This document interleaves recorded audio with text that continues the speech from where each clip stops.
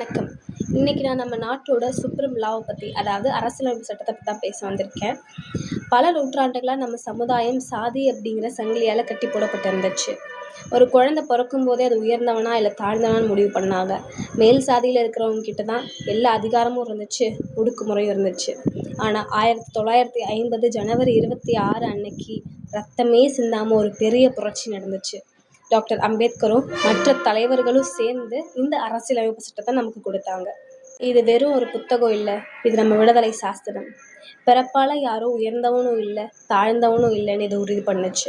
இந்த சட்டம் ஒடுக்குமுறைக்கு எதிராக போராட நமக்கு 3 முக்கியமான ஆயுதங்களை கொடுத்துருக்கு. முதலாவது நீதி, ஜஸ்டிஸ். பணம் இருக்கிறவங்களுக்கோ இல்லை பெரிய ஆளுங்களுக்கோ சட்டத்துக்கு முன்னாடி தனி மரியாதை கிடையாது. யாராக இருந்தாலும் தப்பு பண்ணால் தப்பு தான். இரண்டாவது சுதந்திரம், லிபர்ட்டி.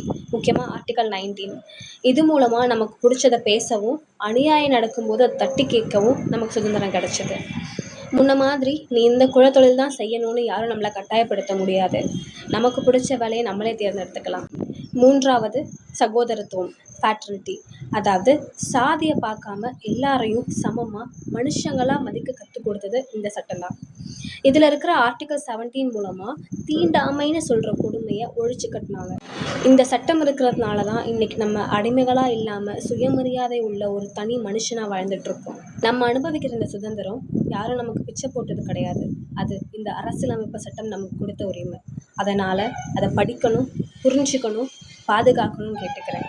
ஜெய் பீம். நன்றி.